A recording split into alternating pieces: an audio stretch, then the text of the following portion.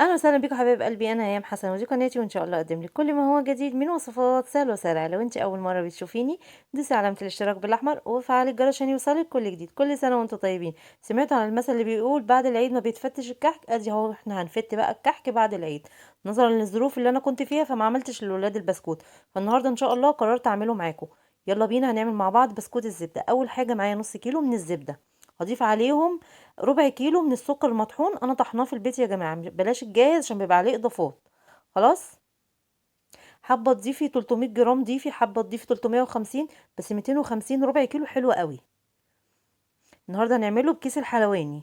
ماشي معايا هنا 4 بيضات وبياض بيضه. اول حاجه هنقلب السكر والزبده مع بعض كويس جدا لحد لونهم ما يغير، وبعد كده هنبتدي ننزل ببضايه بضايه. معايا هنا معلقه كبيره من الفانيليا، ومعايا كمان معلقتين من اللبن البودر. طبعا هكتب لك كل المقادير تحت في صندوق الوصف. هنفضل نقلب فيهم، يا ريت ما تقلبيش كتير ولا تبالغي قوي في الخفق. بعد ما تضيفي البيض يا دوبك البيض يختفي، خلاص توقفي ضرب على طول. ويا ريت برضو وانتي بتعملي بالمضرب تنزلي اهم حاجه الجوانب، ما تسيبيش الجوانب عشان بيتنطور عليها سكر، بعد كده هيبوظ معاكي الوصفه خالص. هننزل بقى معايا هنا كيلو الا ربع من الدقيق، ولو هتعملي في المكنه هتخليه 850 جرام. هنبتدي بقى نلم، احنا هنلم العجينه بتاعتنا يا جماعه مش هنعجنها. اوعوا تعجنوا البسكوت، لو عجنتوا البسكوت هيعضم معاكم ومش هيبقى ناعم. يا دوبك بس مجرد الدقيق ما هيختفي معاكم خلاص وقفوا تقليب. العجينه طبعا بتاعتنا بتلزق لان احنا هنشكلها بكيس الحلواني. زي ما انتوا شايفين ده القوام بتاعها. يلا بقى نجيب البلبله ده المشط بتاعنا هنحطه في كيس الحلواني. وفي اي كوبايه بقى عندك هتحطي الكيس بتاعك، وهننزل بالعجينه بتاعتنا. يا ريت ما تضيفيش كميه كبيره، ضيفي جزء بسيط عشان الكيس بيشربه. وبعد كده يعني هيشرب السمنه بتاعته، وبعد كده تلاقيه عضم معاكي واحنا مش عايزين كده. فضيفي حبه صغيرين حبه صغيرين يخلصوا، ارجعي ضيفي حبه كمان. والصاج بتاعنا مش مدهون اي حاجه، طبعا البسكوت بتاعنا متضاف فيه كميه سمنه كويسه، فمش محتاج خالص ان انت تدهني الصاج بتاعك اي حاجه.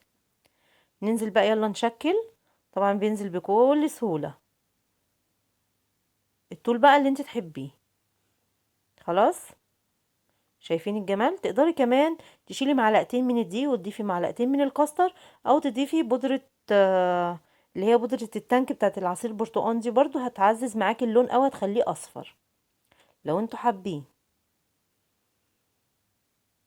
ويا ريت برضو ما تلزقيهوش قوي في بعض وما توسعيش قوي. بصوا زي ما انتوا شايفين كده. هندخل طبعا على درجة حرارة 180. يا دوبك طبعا احنا شكلنا كل السيجان. ماشي. هندخلها بس تتشمع عشان ما ينفعش البسكوت يقعد. هينزل السمنه بتاعته، الدقيق هيطرد السمنه بتاعته، وبعد كده هتلاقي البسكوته ناشفه معاكي جدا. فطبعا هنشكل الاول، هندخل بس الفرن 10 دقايق بس، مجرد بس ما هو يتشمع. وبعد كده هنجمع في صاجين او 3 مع بعض، وبعد كده هنبتدي نكمل سواه. وتهدوا النار، لو النار بتاعتكم الفرن بتاعكم درجه الحراره بتاعته عاليه، هدوا النار خلوها على 180. بصوا ده شكلها بعد ما طلع من الفرن على درجة حرارة يا جماعة 180. ولو الفرن بتاعك عالي خلي الحرارة 160. طبعا بياخد وقت جدا في السوا لما بياخد الوش من فوق عشان يطلع الوش الجميل اللي انتوا شايفينه ده من فوق ومن تحت. شايفين الجمال؟ يلا بقى نعمل بقى الشاي باللبن وناكل البسكويت ونعايد يا جماعة للناس اللي معايدتش زينا. كل سنة وانتم طيبين وعيد سعيد عليكم. ولو عجبكم الفيديو ما تنسونيش في اللايك والشير والسبسكرايب، واشوفكم الفيديو جاي. باي باي.